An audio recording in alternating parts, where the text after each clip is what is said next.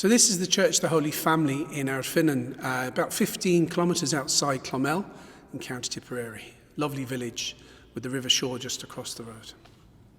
And you're the local parish priest there? So I'm the parish priest here, and in this parish there are 3 churches. We have Ardfinnan, Ballybacon and Grange. I'm also the administrator of Newcastle and Fourmilewater and the Nire and Touraneena, so 7 churches in total.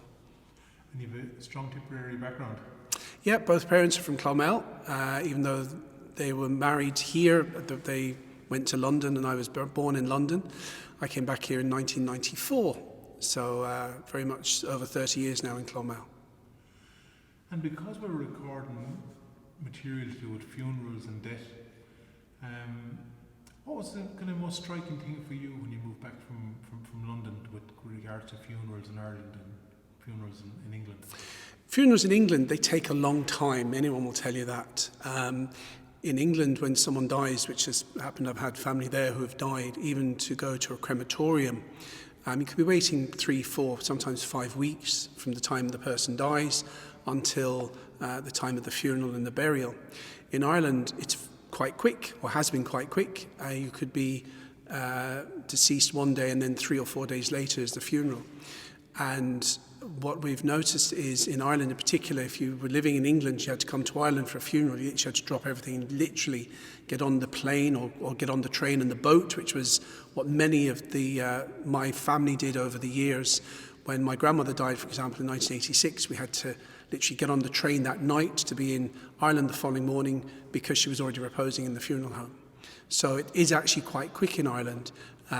It will, I think, as time goes on, it will slightly get longer because of the lack of priests and because, it is so busy now and crematoriums are getting quite busy as well. So there could be time slots and challenges there in the future. And would you favour our system or, say, the English system? It's kind of a bit of both. In Ireland, in fairness, we can what they call hold a funeral till family come. I think on a bereavement level, it's actually easier if the Irish system, because in England in particular, if you're waiting a couple of weeks, it delays the continual grieving process. I do a lot of bereavement work. I actually prefer the Irish way of funerals because it is a little bit quicker, not to be coarse about it, because especially for people who are grieving, the grieving process can take a long time for everybody. But once the funeral is done, the grieving process can actually then kick in a little bit quicker. Whereas in England, if you're waiting 3, 4, 5, 6 weeks, there's a lot more time and you don't actually have the funeral and all those emotions can come back again. So I actually prefer the Irish way, the way we do it. And why was it so quick in Ireland, historically? That I don't know historically. I can assume that in Ireland, it's very important, particularly with the sacramental, having the celebration of the Mass when someone has died, that in Ireland you die one day, you're buried within the next day or 2.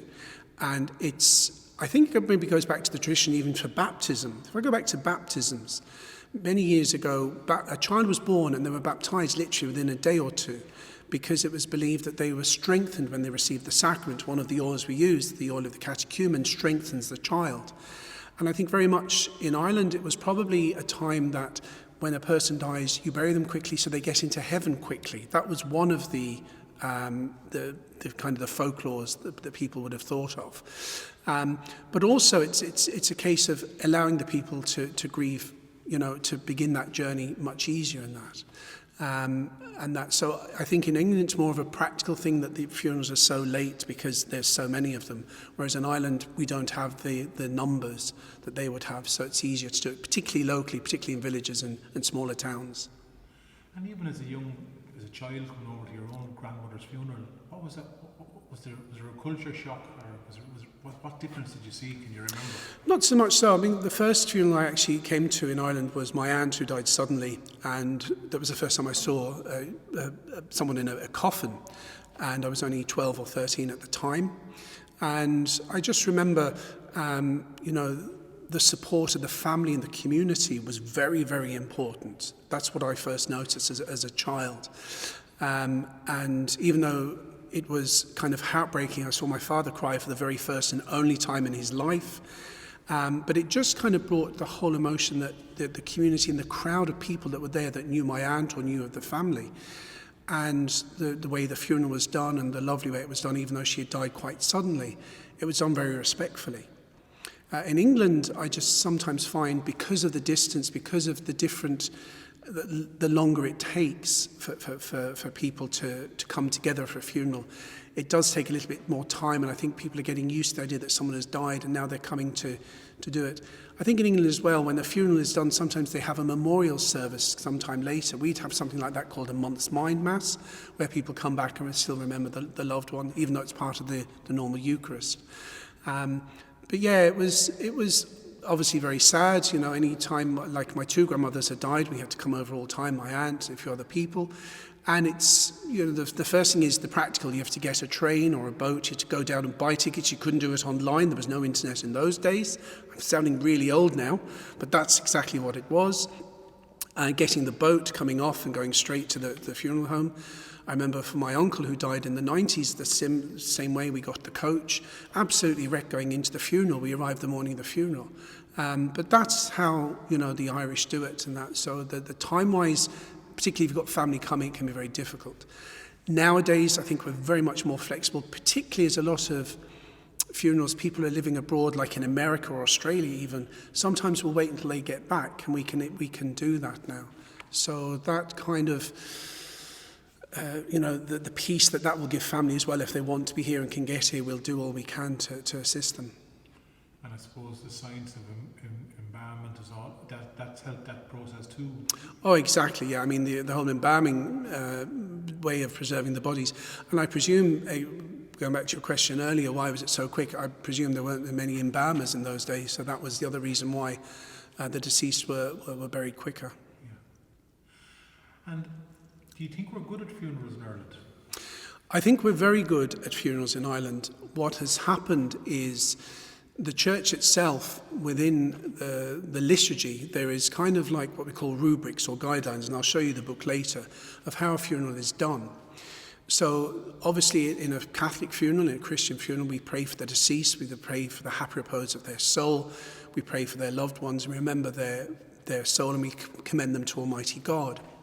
What has happened really in the last 20, 30 years, which I've noticed more so, is that people now get up and give eulogies at funerals. Technically, that's not in the rubrics. Technically, a priest should not give a eulogy or any kind of description about the deceased. Now, pastorally, we do. We find out details about the person. We very much, when I meet a family, I would sit down with them and we talk about them. I had a funeral recently where he was a shepherd. He was, he was doing sheep farming. So I used the gospel of Jesus, the good shepherd, and I connected Jesus to the deceased, and through the love of sheep and the love of, and God loves everybody, and this man loved all his sheep. So it was easy to do that. But the whole idea of eulogies has actually grown. What actually started, after communion, there'd be something what they call a communion reflection. Usually it's a prayer or a piece of a verse or a poem or something. And what happened is people then started talking about the deceased, that then became a eulogy. And what has happened is that is now becoming the norm. What I do is I always encourage the family to do the eulogy or the words of thanks at the very start of the Mass, or even on the night before when we do the reception. I'll come on to that in a moment. That's changed a lot lately. And that's for two reasons. Pastorally, for the person to get up and speak, sometimes people aren't used to speaking in public. So I encourage them to come up and say their few words and say their thank yous and share their little stories about the person. So it allows them then to sit down and relax. Their kind of job, their mission is done for that. And they can then, feel more relaxed at the funeral. Because I've met so many people who've said the Mass went over their head because they were just panicking. How am I going to get up and speak publicly? It's a really traumatic thing, particularly if people aren't used to doing it. It can be very difficult. But the second thing is, it allows then for us, particularly people that maybe only knew the person briefly, to get a bit more about what the person was about, so we know who we're praying for. So that's what I usually do. I encourage them to do the eulogy at the start. Most don't, they do it after communion. But also what we do is this, symbols have become the norm over the years. And that's, again, a new thing. And I need to just explain how that's different to an offertory. During the Mass, the offertory, which is in the middle of the Mass after the Gospel and the homily, is solely the bread and wine. That's all that comes up. The symbols that people use, like sometimes they have pictures, they might have a favourite pastime or a crossword book or a newspaper or something else. We bring those up at the start as well. And we put them on a memorial table beside the coffin. So again, it kind of helps all of us to remind us of the person we're praying for.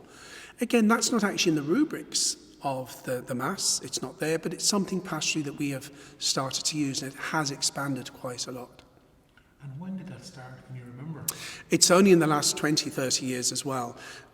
What was happening was at the offertory, people were bringing up the symbols as well as the bread and wine. Everyone has mostly pulled back on that because that confuses what's going on. Unfortunately, I think the liturgy of funerals has been watered down a lot and has got messed up and muddled up in a lot of ways. And I think we as priests and we as funeral directors and funeral coordinators really have to pull it back and say, right, what are we doing and why are we doing it there? So, for example, when I have a funeral, if the funeral's coming in just before the Mass begins, I have a short prayer of welcome. We might say the rosary or welcome prayers. Then I'll invite the symbols to come up and we'll talk about the symbols and the person. Then I'll invite the person to give the eulogy, to say their few words.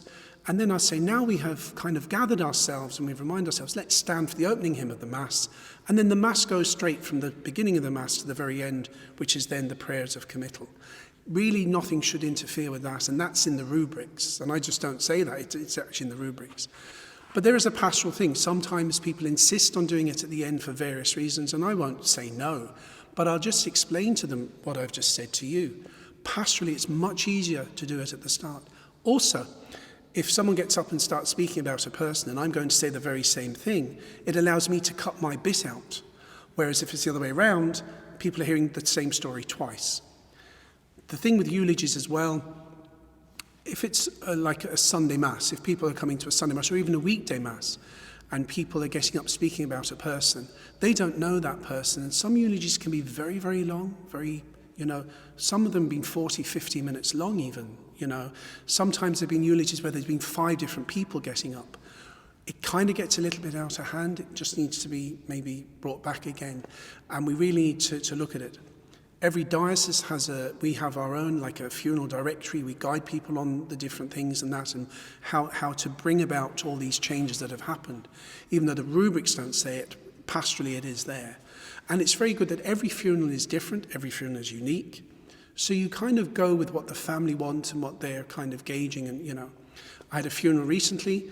I was told there was to be no photograph, no symbols, and no eulogy. They wanted a traditional Catholic funeral. That's what's in the rubrics and that's what we have. So everyone is different and you just kind of get the lead from the family. And can I ask you as well, the prayers that you will say at a funeral Mass now, were they the exact same prayers 150 years ago, 200 years ago? They would be very similar. So 1965, there was the Vatican II, and a lot of things changed. Like, for example, here, this church was actually one of the first churches built after Vatican II. So the altar is actually where it was post-Vatican II.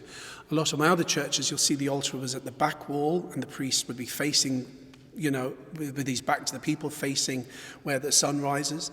And that's very much what happened since 1965.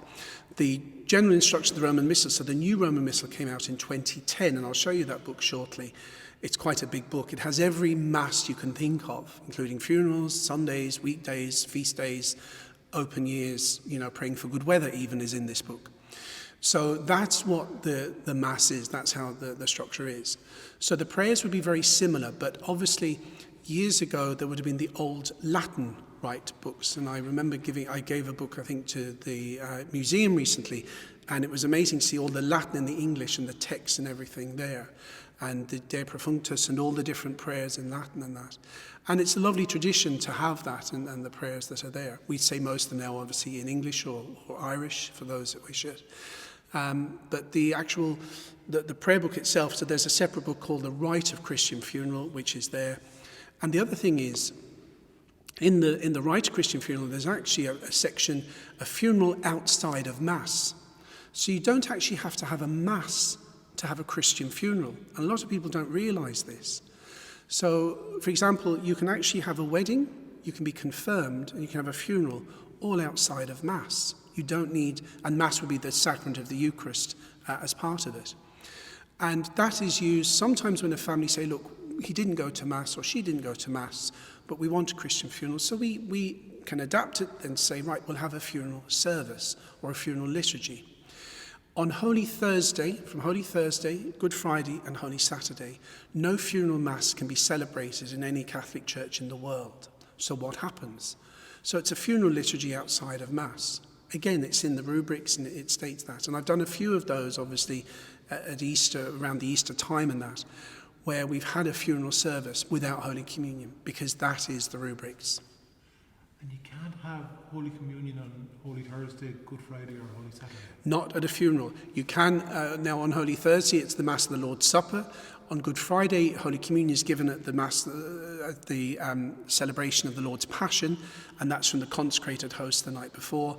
And Holy Saturday is until the vigil. Holy Saturday night is the vigil.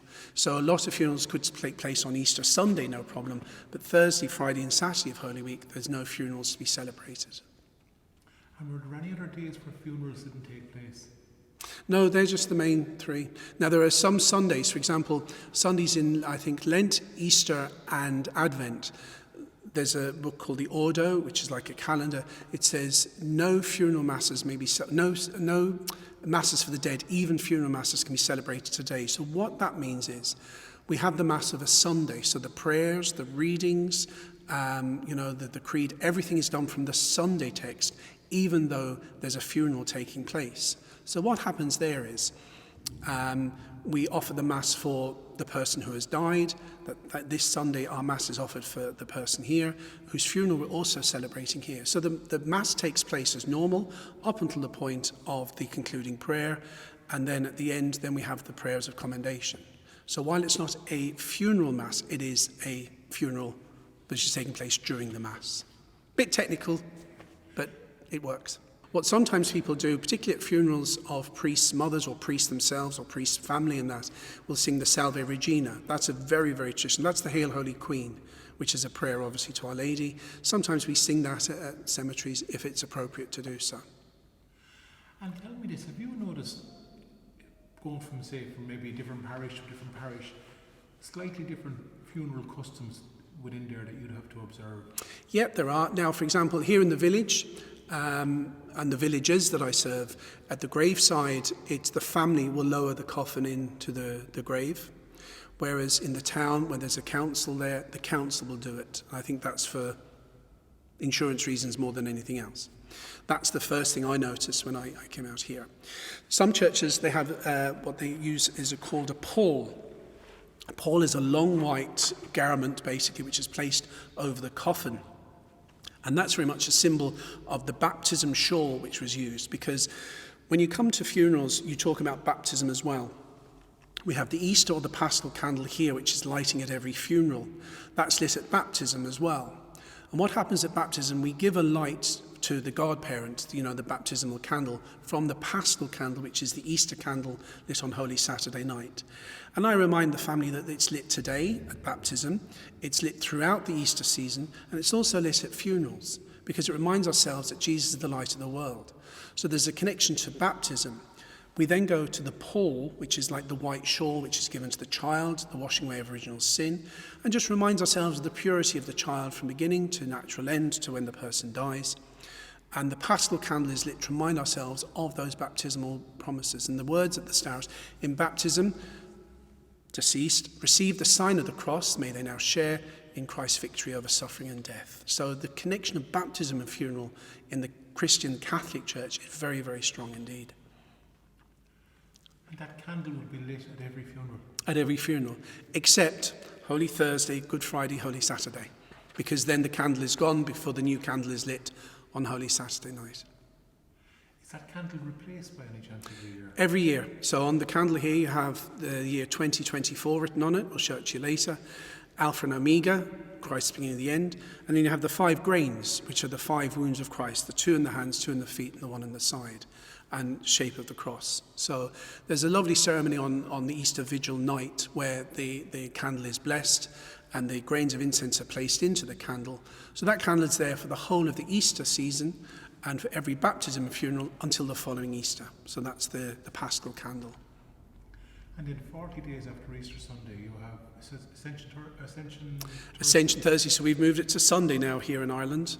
So the Feast of the Ascension. So the candle, actually, Easter ends at the evening prayer of Pentecost, the 50 days. So there's 50 days of Easter. So it's Pentecost is when Easter actually ends.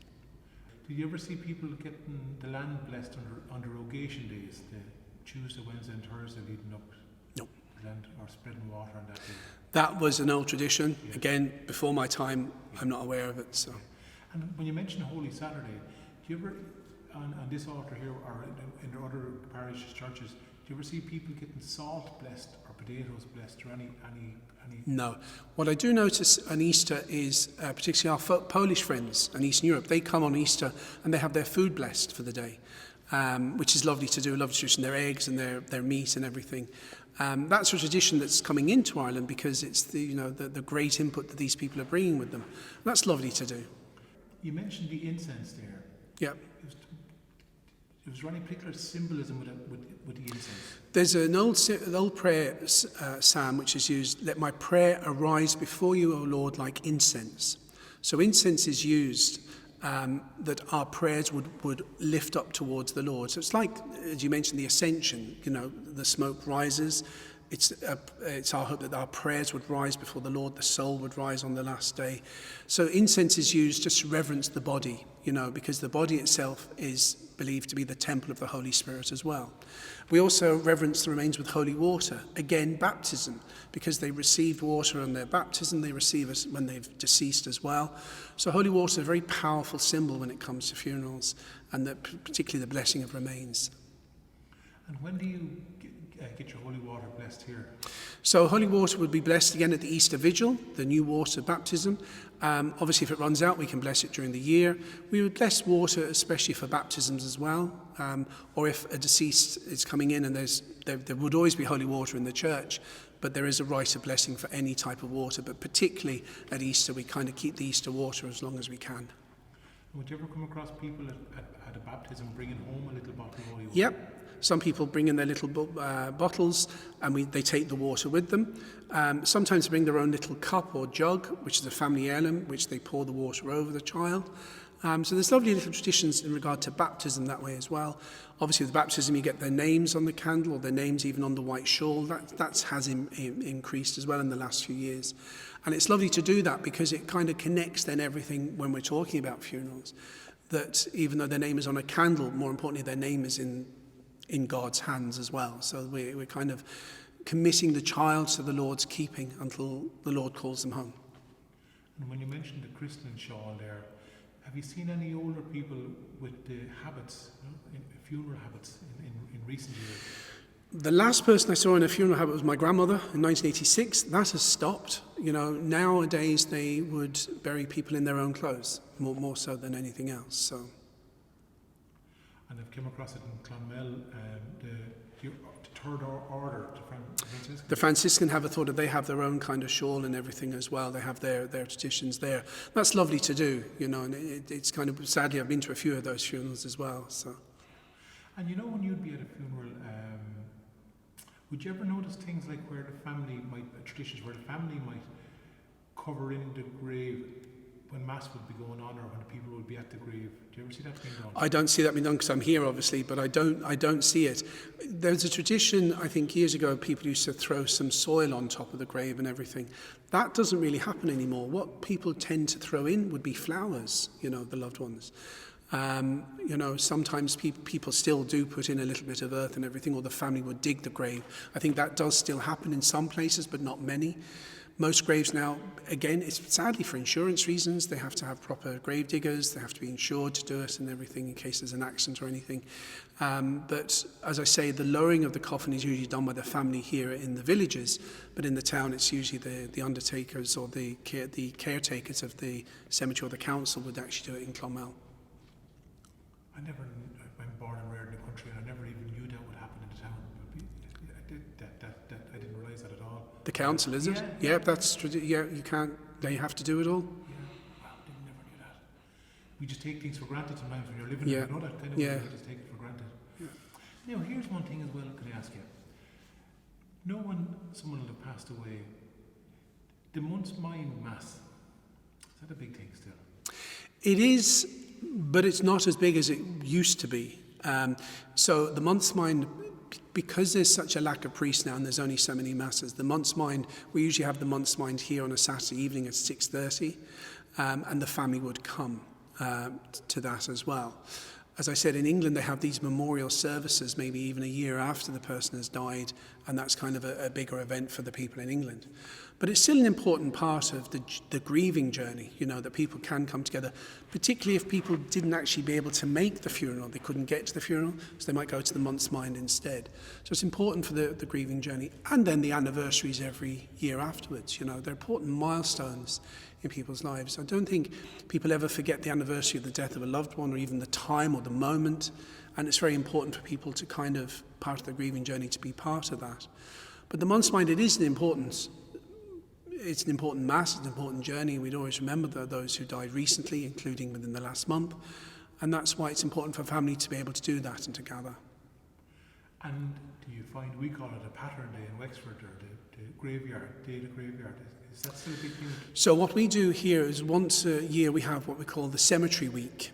So because of all the churches, I'd have Mass in the church, and I'd either bless the graves afterwards, or where there are so many graveyards, like there are several graveyards in one parish, I would either bless the grave myself privately, again because it's safety, I'd just go in and bless the grave, or we gather before Mass and then we'd have Mass in the church. The practical thing is, for me, it's very difficult to have a Mass outside for 5 nights in the week when it could be raining any day, and it's very difficult to do. So it's just easier, and we find it's actually working much better, that we celebrate those all buried in our graveyards. We then go to the graveyard, and then I would go around and bless them all with holy water. That's very important. I know in Clonmel we have the cemetery mass every year. That is an outside event, people gather. In one way, that's one big cemetery for the whole of Clonmel, so that's easier to kind of coordinate.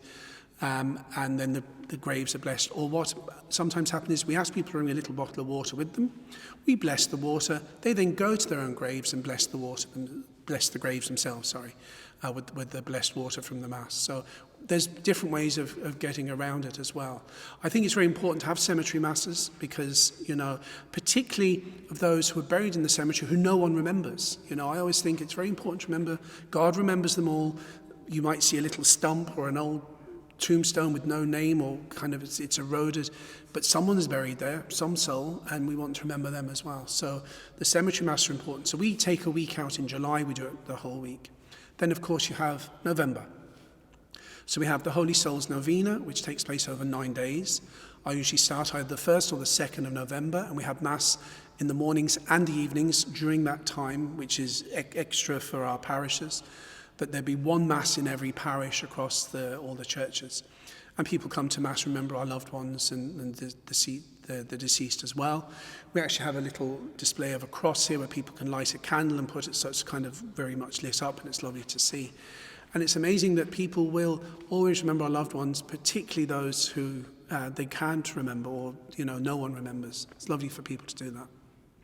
I grew up with the exact same thing. November to me, lighting candles, I saw my grandmother doing it, I saw my mother doing it, and I do it now, And All Souls Day, just to say itself, 2nd November, there's, I always give a class, the 6th class, we talk about the colours a priest would wear, green or white or red or violet.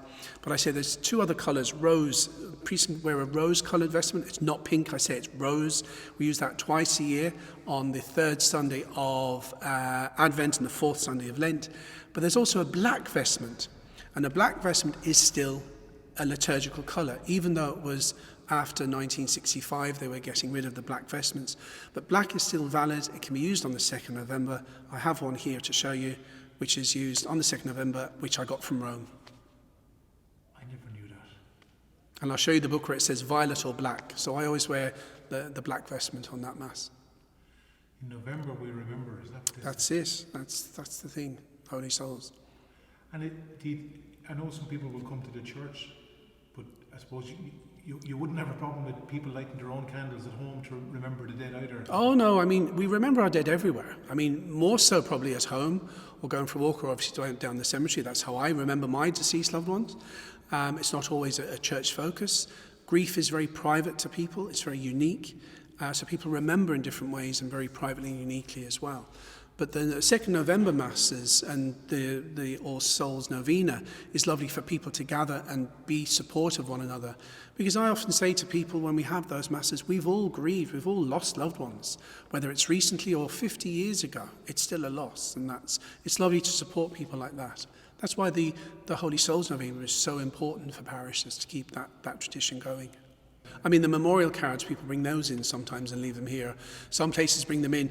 I just find it can be a bit troublesome to try and get them back again to the loved ones. So, we just have the little sheets of paper. People write names down and we remember the names that way and put them in a basket and remember them collectively. So people would come in and actually leave the memorial card in here? Sometimes they do, or sometimes they just write out their name and leave it on in a basket to remember all the deceased loved ones during the novena. And the novena goes on for? It's 9 days. And was that an evening Mass, was it? It can be any time. So the way I do it is I have a morning and an evening. So I'd have a morning in this parish, maybe evening in the next, swap it over the next day.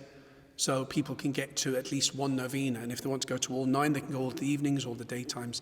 And in fairness, amongst our churches, it's only driving distance, so it's not too bad. Do you think we keep our dead close to us in Ireland? Very much so. I mean, you have memorial cards, which is what I've mentioned there. We have the cemeteries, or we have the columbariums, which are increasing now with ashes. You have pictures, you have memories, and I think it's how we grieve them, it actually helps us very much in dealing with death itself. As a nation, we're very good at looking after one another.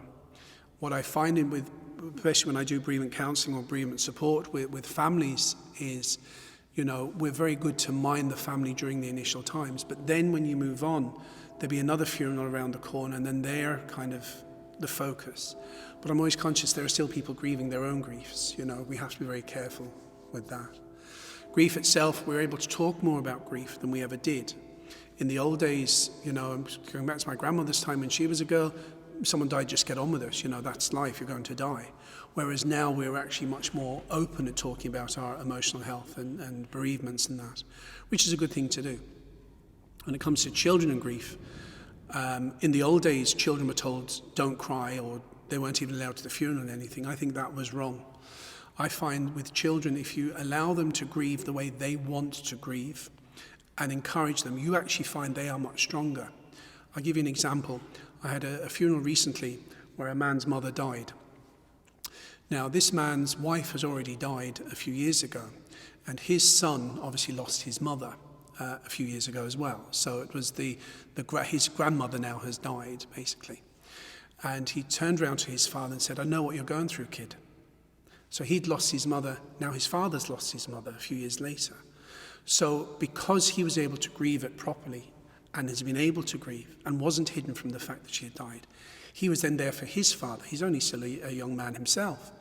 And it's amazing to see how, with young people in particular, when they're allowed to grieve in a very open, honest way, and they're told, show your emotions. I think that's very important for young people. That helps them and strengthens them in the days and weeks ahead. And even you said your own father crying at your grandmother. Yeah. That was a very important thing for me to see. Grown men can cry as well. And that's important for everybody to remember as well. And it does happen. It happens to the strongest of people as well.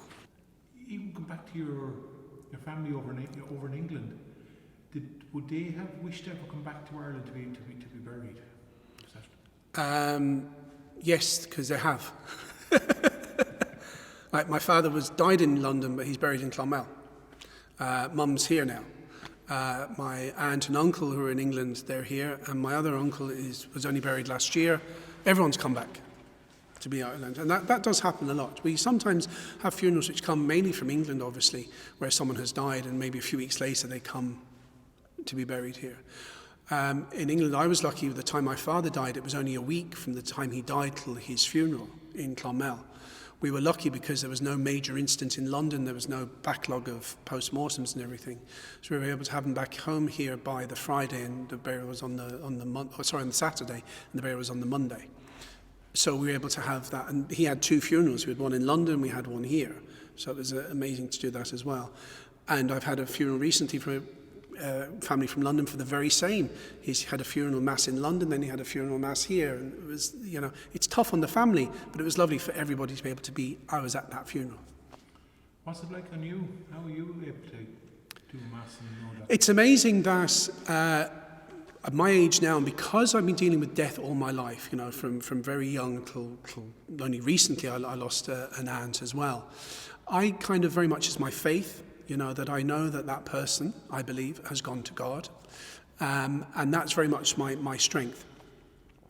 What's very important is camaraderie. I have a great rapport with undertakers, with emergency services, those that have to deal with the sadness of death. We actually, have great support to each other. Sometimes we will laugh about the most silliest thing as well, which we have to do because that's kind of the de-stress of it all. I also sometimes I might watch down, if I'm dealing with a very sad funeral or a tragic funeral, I might watch something stupid on the telly which will make me laugh. So that's my kind of release. Obviously, prayer is central. I mean, prayer for me is the most central thing. Every day I would say prayers in the morning and the evening.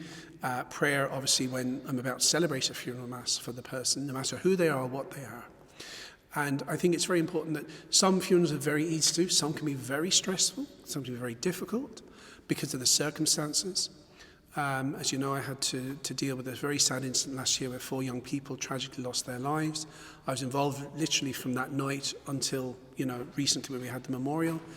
And it's amazing that the strength that I get is actually from the families sometimes, because they show me the strength that they have that I can then share with everyone and give back to them. So it's kind of very much a support for each other. You've got to remember, priests are human beings. We have feelings and emotions. We have bereavements, and we've had loss, and we very much challenge that in. And as I say to every person who's grieving, everyone grieves differently. I can't tell you how to grieve. I can't give you a book how to do it, because that's how you grieve is how you need to do it. And I will never say, I know what you're going through. I think that line, I know people mean well. When people say, I know what you're going through, you have no idea what that person's going through. Absolutely no idea at all. You don't know what the relationship was from that person to the deceased. You don't know what they're going through today or what they're worried about. You have no idea. All you can say to people, look, I'm really sorry for your loss. I'll be there for you. Look, I've been on a similar journey. If you ever need a chat. That's wonderful to say to people and to support them. But sometimes you hear things and think, that's not the right thing to say. But I can't say that. That's what people do. How did you find COVID? COVID was interesting. I was busy because I was in Clonmel in Peter and Paul's when COVID happened. Actually, what happened was we were having a confirmation class practice because they were being confirmed that weekend. And I was on Tip FM actually that morning. We were just talking about different things. But just before I came on, it was announced that the country was going to lockdown. And of course, I was the next person up. Frank Curry says, so Father Michael, what do you think about this? I'm thinking, how do I have to go and tell 6th class they have to go home, And they sang a lovely hymn, the Magnificat, and they went off. So it was amazing because we had a live stream camera in St. Peter and Paul's where I was. We have one here as well. And what we decided was we would just keep saying Mass in the church, no one there, but connecting with people. We also had a radio service as well. And obviously that was the time of St. Patrick's Day. So I remember the morning of St. Patrick, we had the then mayor of Clonmel who came in, Garrett Ahern, and there was just me and him. He was representing the whole of Clonmel, and I was celebrating Mass. And there's a famous picture John Kelly took behind my back, which is bald, I know, But it's me, basically, and the missal is here, but there's an iPad on the floor. And I looked at the picture and said, that shouldn't be there. And I thought, actually, no, that's right, because the iPad was actually connecting the camera to the music, to the people. And that was a snapshot of what COVID was. It had to go online. So initially it was kind of weird. It was around Easter time, then we had the Easter. I was then contacted by RTE, would I celebrate the RTE News Mass on a morning, because where it was to be, the camera collapsed. I got a call that morning at 7 o'clock, Father Michael, any chance you could do a 25-minute Mass before 9 o'clock with a homily, no more than 25 minutes, now. So I had to literally get changed, run, go to the church and record it, because it is all pre-recorded. And then the following day, the same thing, but they gave me a little more notice. Then what happened was they were going to continue it on, and they asked me, would I do a Monday? Because then the Monday timetable and everything with RTE, it's kind of a little bit tricky. So at least on a Monday they have me, they know the rest of the week will fall in. And that was 4.5 years ago, and that's still going on. That was the one blessing, I think, of COVID. And now what I do is I celebrate Mass here alone, connecting with people on the camera behind you there, to people who are watching alone, because a lot of people watch in home, in a nursing home. There are people contacting me from prisons who watch the Mass. There was a picture, it was a humorous picture taken in Dublin Airport, that there was lads drinking beer, and I was on the Mass on the telly, said, this is Ireland back. But it's amazing that while it will never take the place of people physically being at Mass, it is connecting to people. What used to happen years ago, we had radios or CB radios where people could listen, now people can actually watch, so technology has developed. And I think for COVID and the online, that really blew out of proportion. It was kind of well received and everything. Speaking of the online, particularly with funerals, when there's a funeral on and people can't get here, that is an absolute lifeline. There are some funerals when I've noticed the day after I get the figures over, I think the most I've had is 1,500 people have tuned into a funeral from around the world because they couldn't get to the funeral. So it just goes to show that has been a huge kind of way of allowing people to still celebrate a funeral, even though they're not physically here.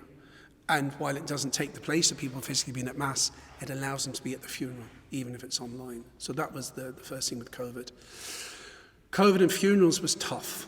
I have to be very honest, it was the toughest thing. I mean, we had, I think, the toughest restrictions in Europe, and I think the inquiry may come out. I'm not going to comment on it, but I was quite vocal against a lot of things that happened. For example, initially you were allowed 10 mourners to be at the church. Made no sense at all. How can you have 10 mourners in a huge cathedral-style church like St. Peter and Paul's and 10 mourners in a tiny little village church like Grange? No sense at all. But we did it because we had to. And I think that was the hardest thing to say to people, you know, we can only have 10. If there was 11 or 12 there, I didn't care. I wasn't going to batten it down, I'm sorry. People are mourning here. We're being sensible. We had to be allowed to make sensible judgments, and we did. The very first funeral we had of COVID, I think, was very, very sad because the person had suspected COVID. It was a very, very early days. No one knew exactly how it was transmitted and everything. There were strict instructions of how the deceased remains were to be kind of put in to the coffin. It wasn't to be an open coffin, how it was to be sealed, and how it was to be laid into the grave. The no one around. The priest, I believe, went down, said the prayers and went away before the coffin actually arrived. The cemetery was cordoned off. They were the very early days because we just didn't know what we were dealing with. That was horrific. And I often pray for that person who was buried in their family because I thought it was the most horrific thing. As things went on, it was eased a bit, and then things became a little bit more easier, and we were more respectful, and we were getting more vaccines, obviously. It eased off. But again, even October, after the first lockdown, I had my own cousin's funeral. I had to appeal to people, please, 25. We can only have 25. I couldn't allow more than that because it'd be said, oh, he let everyone else come into his cousin's funeral, you know. So we had to be very respectful. And in fairness, people were very respectful of it. Very difficult to do. Very difficult to do.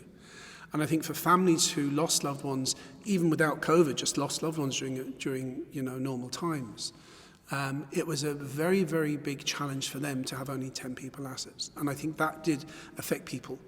As I mentioned, my first funeral, the amount of people around to support everyone. In COVID, no one was around. We had to go home and cup of tea, and that was it. The loneliness and the hurt and everything. Even though people rang or sent messages and you have FaceTime and everything, great support. But the psychological impact of that and the bereavement that impact that had on people, that they weren't able to grieve really properly with all the people that would have been there, it was huge. It was huge. Would you think people are still suffering because of that? Oh, absolutely. Absolutely. Because there weren't, the people around initially. I think there was a lot of hurt over it. We've moved on from it now. Please God, we have it contained. But if anything like that, heaven forbid, ever happens again, I think we need to be much better prepared and say, right, we have to have a proper plan in place, If something like this does happen again, how do we manage funerals? How do we manage numbers? How do we do it? You can't just say 10. In a big church or a small church, 10. That was just madness. And there was a lot of that in England as well, in funeral homes. And I saw a very sad thing. There was someone extra and they were literally forced out, of a funeral. And this person has 11 children. So which 10 do you put in there? That was a huge challenge for people. And that happened in England. And it's just, that was a horrific thing to go through. Thankfully, we came together. We looked after one another. We've turned the corner of it. I think we've become more respectful. What has happened, I think, just before COVID is there is in the rites of the Catholic Church what they call the removal to the church the evening before, or the reception of the body in the church. The evening part has kind of disappeared, almost. That it's very rare now for a funeral to come into the church the evening before. It still does happen sometimes, if a family wants it, and it is there. But what has increased, and it did start to happen just before COVID, is rather than go to the church the night before, they're coming just before the funeral mass. So it's just one ceremony. Whereas with the evening before, it was like 2 ceremonies, because you have a prayer service, and sometimes they do the symbols and the eulogy there as well, or do it just before the mass begins. But that has kind of gone by the wayside for some reason, even though it is still there, and people can be, encouraged, you can still come to the church the night before. And where would they go then? Would they stay in the funeral home or go back to the family home? So what usually happens is they either stay in the funeral home or they're in the family home the night before they go to the church. But what used to happen in the old days is that the remains would come into the church the night before. Some churches, like in Patron Paul's, used to have what they call the crypt or the funeral area. So they'd move the body to or be received into the crypt area of the church, and then brought to the front of the church before the funeral mass. So what they do is they bring the body into the mortuary the night before. And then just before the mass, the body would be moved to the front of the church. So when the family arrived, they'd be in the front of the church as well. But the mortuary in St. Peter and Paul's is now the parish up. But a lot of old churches would have mortuaries. Just for that? Just for that. Do you see a rise back to the wakes in homes again? It can happen, yeah, it does. And sometimes people go to a funeral home and then bring the deceased back to their home. That does happen a lot, and it has increased a lot in the last number of years. Again, that goes back to rather than coming to the church the night before, they go home and then they come to the church the next day. So that's nice to do if it's done well as well, especially for the deceased loved ones, that their loved one is at home with them for the final hours or days. Earlier on in the chat, you were saying that it was the first time you saw someone who was deceased when you were only a chap yourself. Mm-hmm. That to some cultures is completely foreign. Yeah, it can be. And there's a fascinating program actually on Netflix, and they kind of do these funerals around the world and how you see the different traditions. They include the Catholic one, and it was done very well. But there's different traditions in Australia, in Mali, and even in some traditions, I believe they bring up the deceased loved ones for their anniversary and then rebury them. So that does happen as well. It's strange, but it does happen in some cultures, how they treat the loved ones. Or they allow the person to be seated, they're able to get them seated up, so like they're still with us and everything. you're looking at me as if it's weird. That's weird to us, but our ways are weird to them. So that's the tradition and culture of death in itself, you know. It's amazing. Sadly, I've been to scenes and I go to funeral homes and I see dead people, and it doesn't bother me at all. But don't give me a dead mouse in front of me. I'd run a mile. It's amazing. One of my sacristans rang me one day, and I rang him. I said, "Can you come down?" I said, "There's a mouse outside," and he just couldn't stop laughing that I could not move the dead mouse. But yet I've been around with, sadly, the deceased and loved ones and bodies. You know, it's just one of those weird things that I have to deal with. And come here, to ask you a personal question. Your own vocation. Were there clergy in your own family? There wasn't, no. It's just me. And I'm an only child, so there you go. Even better. Did you think when you were a young lad, growing up in London, that you were going to be a priest?